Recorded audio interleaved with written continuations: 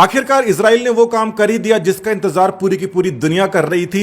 उन्होंने कोरोना की दवाई बना ली है। इस दवाई का नाम मोनोक्लोनल एंटीबॉडी है, जिसके बारे में मैं बताने वाला हूं। मगर उन्होंने इसके पहले जो बोला है उसके ऊपर आपको ध्यान देना चाहिए। उन्होंने कहा है कि पहले हम इसको पेटेंट कराएंगे और उसके बाद के अंदर ही हम इसको रिलीज करेंगे। मतलब साफ तौर पर इसका वाणिज्यिक इस्तेमाल होने वाला है और वो ये डिटरमाइन करेंगे कि कौन कंपनी इसको बना रही है और कहां कहां पे ये उसको बेच रही है। यानी कि उस दवाई को किस किस क्षेत्र के अंदर बेचा जाएगा, इस्तेमाल किया जाएगा, इसके ऊपर पेटेंट जो होल्डर होता है उसका अधिकार होता है। तो आप बात समझ गए होंगे कि ये इजराइल है और जिस हिसाब से वो काम करता है वो अपना उनका अलग हिसाब है।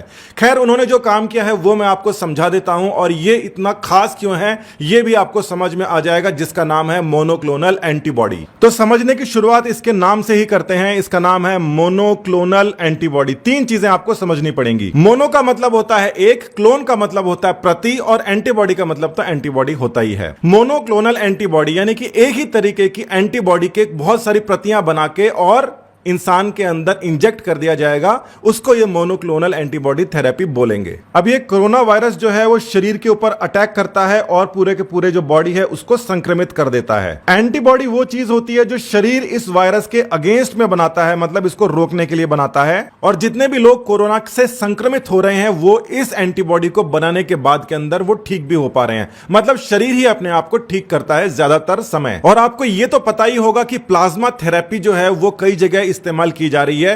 प्लाज्मा थेरेपी का मतलब क्या होता है वो भी थोड़ा सा आइडिया ले लीजिए। प्लाज्मा थेरेपी के अंदर एक आदमी जो कि ठीक हो चुका है उसका प्लाज्मा लेकर 4 लोगों को चढ़ा दिया जाता है। अब ये जो प्लाज्मा है इसके अंदर क्या होता है, एंटीबॉडी होती है। और ये जो एंटीबॉडी होती है ये शरीर बनाता है मगर कुछ समय बाद बनाता है। तो प्लाज्मा थेरेपी में ये करते हैं कि जिस इंसान के पास एंटीबॉडी है उसका प्लाज्मा 4 लोगों को चढ़ा देते हैं जिनके पास एंटीबॉडी आ जाती है। इस तरह की कई सारी चीजें सरकार कर रही है इंडिया के अंदर। दिल्ली सरकार कर चुकी है, कई और जो सरकारें हैं वो कर रही हैं। मगर इसके अंदर एक लिमिटेशन है। लिमिटेशन क्या है कि एक इंसान के अंदर जितनी एंटीबॉडी है उसको आप दूसरे इंसान के अंदर दे रहे हो, मगर वो इंसान जो है वो एंटीबॉडी बना नहीं पा रहा। और ये वाला जो इंसान है ये भी एक ही बार 4 लोगों को देने के बाद के अंदर और लोगों को कैसे देगा, क्योंकि इसकी एंटीबॉडी भी खत्म हो जाती है, फिर 1-2 दिन लगते हैं उसको वापस रिप्लेनिश करने के अंदर। जिस प्रकार से खून को दोबारा से बनने में समय लगता है उसी प्रकार से लगता है, यानी कि लिमिटेड है। और दूसरा ये भी है कि सामने वाले को अगर ज्यादा वायरस है तो उसको ज्यादा प्लाज्मा की यानी कि एंटीबॉडीज की रिक्वायरमेंट हो सकती है, तो वो फिर आप रातों रात कहां से लेके आओगे। तो ये जो एंटीबॉडी अगर ऐसा कुछ हो जाए जिसको हम बाहर लैब में बना लें और फिर इंजेक्शन से इस आदमी के अंदर लगा लें,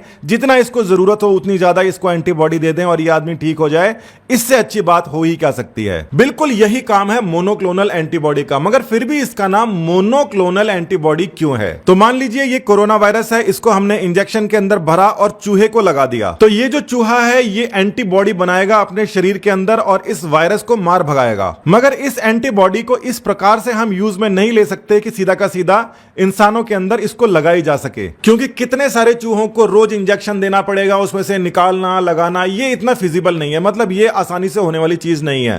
तो इसका एक दूसरा तरीका निकाला जाता है। कोई भी जानवर अगर एंटीबॉडी बना रहा है तो इसका मतलब है कि इसके अंदर कुछ ऐसे सेल्स हैं जो कि एंटीबॉडी बनाते हैं। उन सेल्स को बोलते हैं बी लिम्फोसाइट सेल। साथ ही के अंदर आपको यह बात भी ध्यान में रखनी चाहिए कि कैंसर के टाइम में होता क्या है। कैंसर में यह होता है कि कुछ जो सेल्स होते हैं बॉडी के वो बढ़ने लग जाते हैं ट्यूमर के अंदर, और वो इतने बढ़ते बढ़ते बढ़ते रहते हैं कि पूरे के पूरे शरीर को कैंसर हो जाता है। इस तरीके की जो सेल्स हैं उनको लैब के अंदर निकाल के आइसोलेट करना पॉसिबल है। तो उस जानवर के वो वाले लिम्फोसाइट सेल जो कि एंटीबॉडी बना रहे हैं उनको कैंसर सेल्स के साथ के अंदर मिक्स करके एक नया सेल बनाया जाता है। उस सेल का नाम होता है हाइब्रिडोमा। ये जो नए तरीके का सेल है जिसका नाम हाइब्रिडोमा है, ये है तो सेल ही, मगर इसके पास में इस सेल के और इस सेल के दोनों के गुण हैं। इस सेल का गुण तो ये है कि ये एंटीबॉडी बना सकता है और इस सेल का गुण ये है कि ये बहुत तेजी से बढ़ सकता है। जैसे कैंसर के सेल है फटाफट फटाफट बढ़ते जाते हैं, उसी तरीके से ये वाला जो सेल है ये फटाफट फटाफट अपनी कॉपीज बना सकता है। और इसके अंदर वो वाले जो सेल हैं जो एंटीबॉडीज बना सकते हैं जिनका नाम बी लिम्फोसाइट है, उसके भी गुण इसके अंदर मौजूद है। यानी कि ये जो सेल लाइनिंग्स हैं जिनको अब हम हाइब्रिडोमा बोल रहे हैं, ये बड़ी तादाद के अंदर एंटीबॉडीज बना सकती हैं। तो ये जो एंटीबॉडीज होती हैं ये वाई शेप की तरीके से कुछ दिखाई देती हैं। और ये मान लीजिए कोरोना वायरस हमारा है,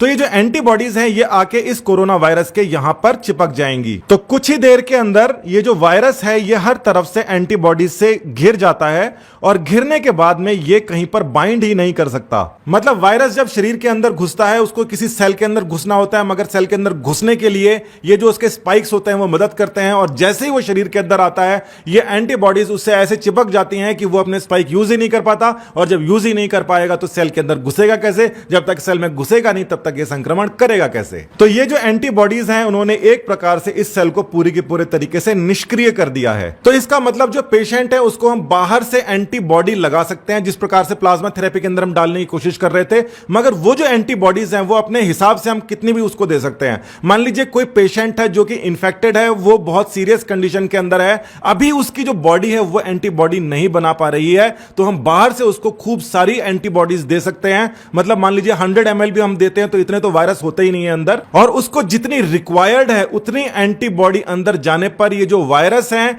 जिन्होंने इन्फेक्ट कर दिया है कुछ सेल्स को, वहां तक तो ठीक है, मगर ये नए सेल को इन्फेक्ट करने के लिए जैसे ही उस सेल से बाहर निकलेंगे ये एंटीबॉडी उनको पकड़ के निष्क्रिय कर देगी। तो ये तरीका है इस मोनोक्लोनल एंटीबॉडी का जिसको इजराइल ने बना लिया है। इसके अंदर कुछ और खास चीजें होती हैं, जैसे कई बार जो एंटीबॉडी जो बना रहे होते हैं बाहर से वो शरीर के लिए घातक हो सकती है, और इस तरीके की जो कुछ अलग कंसीडरेशंस होती हैं उसको लैब के अंदर टेस्ट करना पड़ता है। मगर इजराइल ने यह कहा है कि उसने ये सारी की सारी कंसीडरेशंस टेस्ट कर ली है, उसकी बनाई जो एंटीबॉडी है वो ना सिर्फ काम कर रही है बल्कि वो ह्यूमन शरीर के लिए बिल्कुल सेफ है। ये उम्मीद की जा सकती है कि ये जो मोनोक्लोनल एंटीबॉडीज है जल्दी मार्केट के अंदर आ जाएगी और हम सब लॉकडाउन से निकल जाएंगे, फिर जो बीमार होगा उसको ये दे दी जाएगी।